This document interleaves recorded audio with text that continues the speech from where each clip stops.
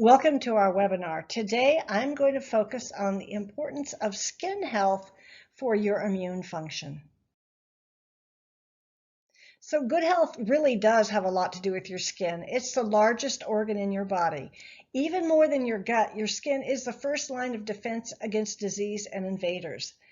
The skin consists of several layers of different kinds of specialized cells. They form a protective barrier that keeps us from dehydrating. Sweat glands and pores help us to regulate our internal temperature and to some degree remove toxins. There are even specialized cells that harvest sunlight in order to create vitamin D. This is an image of the skin. At the top, you have what is the outer layer of your skin called the stratum corneum. And this is really anywhere from 7 to 13 layers of dead skin cells that are filled with a protein called keratin. That is a very stiff protein. It's the same protein that creates hair. The next layer is called the stratum lucidum. It's the sunlight layer, and these cells absorb sunlight. Science doesn't know exactly how they work, but they do know that these are the cells that are responsible for the production of vitamin D. The next layer is called the stratum granulosum. And then comes the stratum spinosum, which is where the immune system that exists in your skin lives. This is also where keratinocytes or keratin-filled cells are created that then migrate up to the top of your skin. Then there's the basal layer of your skin, the melanocyte, which is what responds to UV sunlight to create skin color, and then the deep layer of the skin called the dermis, and that's where your sensory nerves are way down there. So all of these different layers are just a minute amount of thickness, but they all perform very important functions. And there's a very important connection the skin has to your gut. It's called the skin-gut or the skin-gut-brain axis. And quite literally, your skin is the first line barrier preventing infection, but so is your gut. Your gut is basically the skin of the inside of your body. And the axis means that the skin and the gut talk to each other. Dysbiosis and leaky gut can drive inflammation, autoimmune issues, and tissue damage. And the same thing can happen with the skin. So the gut affects the skin health, and skin health affects the gut. And they both have an immune link. The skin barrier modulates many hostile environmental factors like UV light, heat, cold, and physical energy. And the skin and the gut both have what are called neuroendocrine cells. This allows them to respond to nerve signals and to create hormones to help regulate homeostasis or staying in a state of health. Because they have these neuroendocrine cells, that's where the gut skin brain part of that axis comes in. They speak directly to the brain. They give the brain information. They're allowed to create hormones based on their information.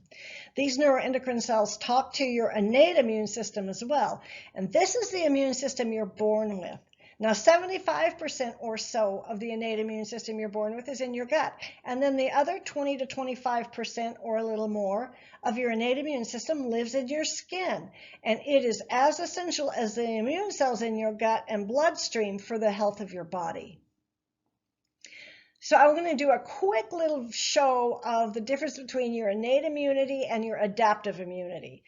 And they call it rapid response, slow response. But the bottom line is innate immune is what you're born with. And adaptive immunity is what you create in response to your environment.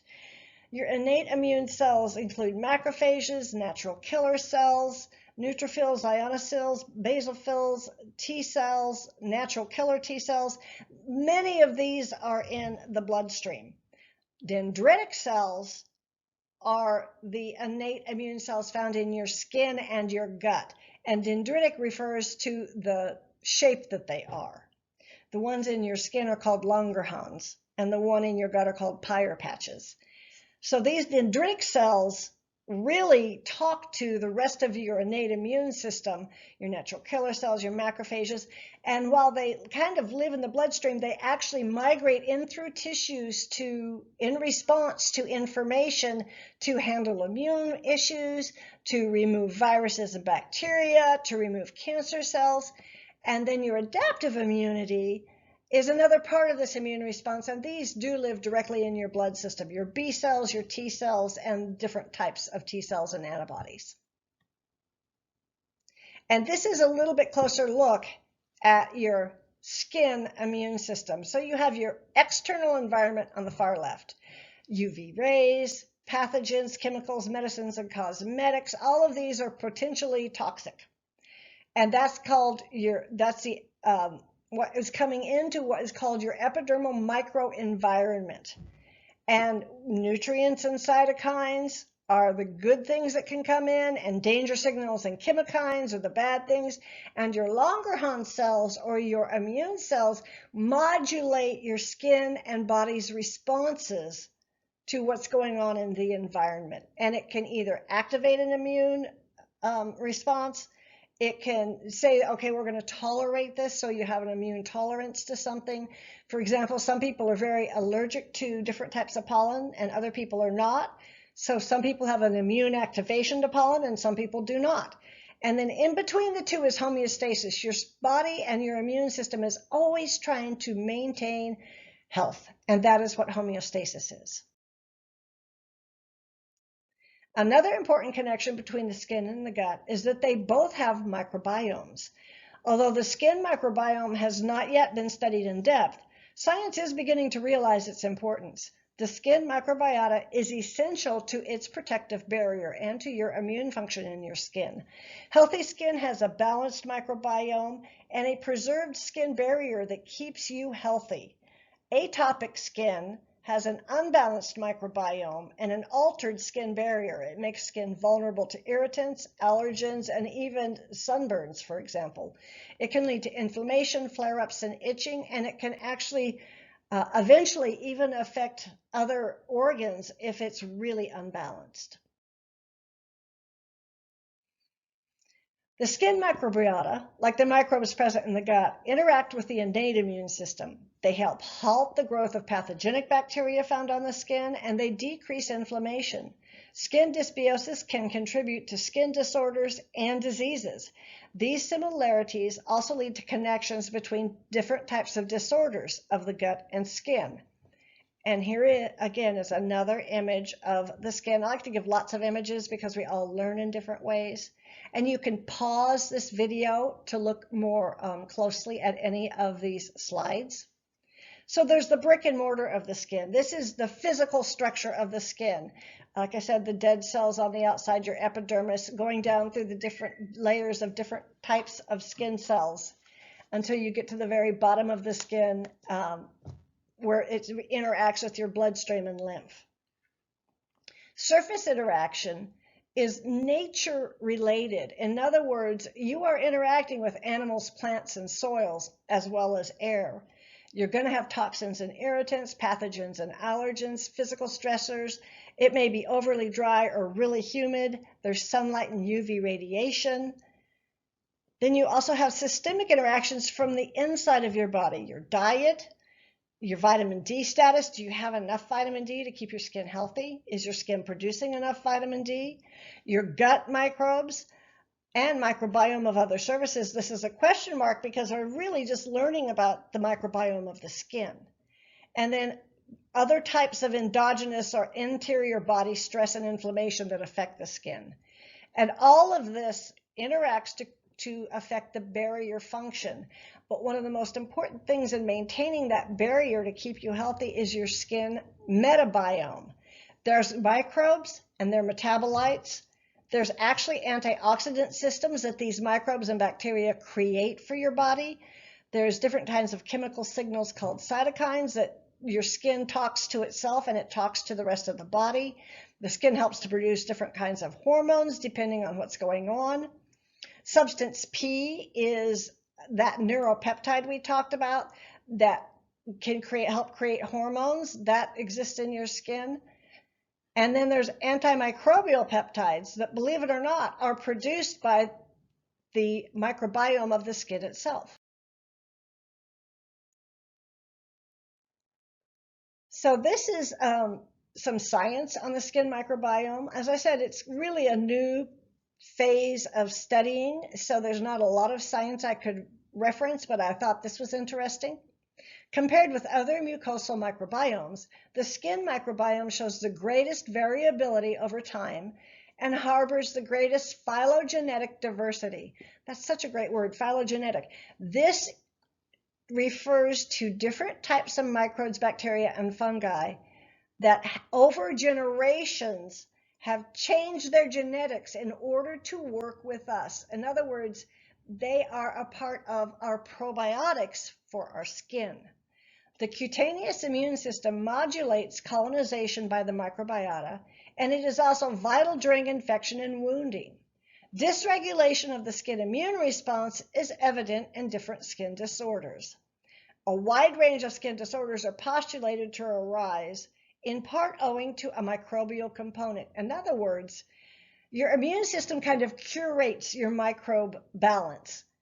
But when your microbe balance gets way out of whack, it affects your immune function, and now your immune system is less able to curate having a good microbiota on top of the skin. So we really need these good bacteria. They keep our immune system in our skin functioning just like they do in our gut. And yet another image of the skin, and at the top you see what are basically, I'm going to point this out, these are all the different bacteria at the top, and they get down into the hair follicles, down into the sweat glands, and if they are probiotic to us, they actually help our immune function. If they are not probiotic to us, they can cause infections of the sweat glands, infections of the hair follicles, which can look like acne, rosacea, atopic dermatitis, which is an itching disorder. But what's fascinating is this skin microbiota creates antimicrobial peptides, or immune mineral conjuncts. Peptides is an immune mineral molecule. And these antimicrobial peptides talk to the Langerhans cell, or your immune cells, and it tells it, okay, everything is safe, or it says, oh boy, we got an infection going, and then the Langerhans cell will have an immune response to the infection. And then the Langerhans cell talks to the macrophages, which can also be affected by the antimicrobial peptides, and they help create more antimicrobial defense once the macrophages are involved. So this is really quite an interesting, and what is the word I'm looking for? It's not a simple thing. These skin microbiota affects many parts of your immune function, even things that aren't on the skin, like macrophages. So it can affect inside your body, inside your blood system, and other inflammatory processes, depending on the health or the imbalance that's present in your skin.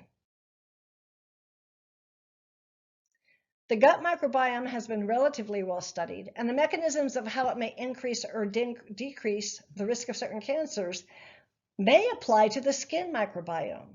The skin microbiome itself is as diverse as the gut microbiome, but research has just begun to unravel its influence on the host. Like the gut microbiome, it affects the risk for several diseases, including cancer.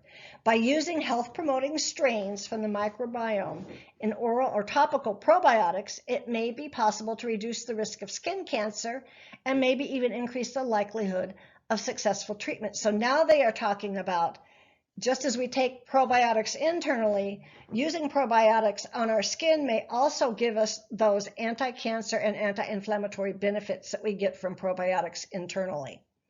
And this is just another picture that I found showing UV rays. Vitamin D is produced from the UV rays. Let me go ahead and grab this. Vitamin D is produced from the UV rays. And then we have a microbial landscape in this outer layer of our skin. And this microbial landscape does a lot of work to actually halt the damage caused by UV light. This is the one study I could find. They have found that a healthy skin microbiome dramatically reduces the amount of detriment that UV light causes to the body, which means it can lower the incidence of cancer. So how modern lifestyle wreaks havoc on the microbiome. And this is both the skin and the gut. So on the interior, you have leaky gut, you have all kinds of issues that happen from these environmental problems. Cesarean section. The reason this can affect us is we are actually inoculated in our skin with about 17 different probiotic bacteria when we are born through a healthy birth canal, if the mother has not been on antibiotics. So we're inoculated, our immune system is inoculated on the exterior when we are not given birth via C-section. Chronic stress, of course, affects our probiotic populations in the gut and apparently on the skin. Excessive hygiene can destroy your skin barrier and reduce the amount of good bacteria, fungi, and viruses on your skin. They all work together. That's why in this age of COVID-19, do not overdo cleansing yourself with very strong sanitation. Alcohol is the most common. I'm not saying don't wash your hands. I'm not saying not be careful. I am saying your skin needs these bacteria. If you destroy the natural bacteria, you're actually more likely to get ill. And of course, antibiotics on the interior. A highly processed diet is taxing to your probiotics. Infant formula feeding instead of breast milk, because breast milk is loaded with probiotics for the interior of the body. Insufficient or disordered sleep affects the probiotic populations throughout your body. And then just having an unhealthy microbial environment, which can happen when you're exposed to opportunistic fungi, both like athlete's foot or on the interior like Candida. So let's look at 5 habits for healthy. Number 1 is use a health-based, unscented personal care line. You can use scented if it's from natural essential oils that are organic. Lavender is good, rose is good, orange is good. A lot of highly scented personal care items, they say they are from essential oils, and most of them are not. Most of them are fractions of essential oils, so they're synthetic. It's extremely disturbing to the skin to have scent on it. And you want to use as much as you can plant-based. They will be processed because that's how you keep it from rotting, but it should be naturally scented and hopefully with as much plant-based and organic matter as possible. You want to use a mineral-based sunscreen. Now, I did put this up here. This is an actual brand I use. It's called Sunforgettable. I love it. It's a powder. It goes on. It looks like it's got a color. It's completely clear. You cannot see it once it's in your skin. You can get SPF 35 and SPF 50. It is not nano-sized, which that is not as safe in my opinion. So these are large enough molecules to coat your skin without getting into your bloodstream. It's water resistant. They say 80 minutes. I've had it on at the beach for 6 hours and it never came off. It's phenomenally easy to use. It lasts a long time and it's very safe as well as effective. Get enough sleep. I cannot overstate this. Your body has so much it has to do. Sleep is incredibly important. Eat skin healthy foods, and you'll see here a lot of raw fruits and vegetables. Chocolate in its purest form, cacao, also has tons of antioxidants and flavonoids, which are really good for the skin. Pumpkin seeds or any kind of seed or nut. The oils are very good for the skin, as are the proteins. Ditto salmon. Both papaya, which is shown on the lower right-hand side, as well as pineapple, are loaded with enzymes that are so good for you. Berries like raspberries and blueberries, citrus fruits, and then coconut oil is a phenomenal oil, not only to eat, but also to put on your skin. Drink enough water. Spring water or herbal or white tea. You don't want too much caffeine. I personally prefer white tea over spring water. I find that the nutrients in the tea are better for me than just plain water. And thank you for watching this short presentation. If you want more information, contact the person who sent you this video.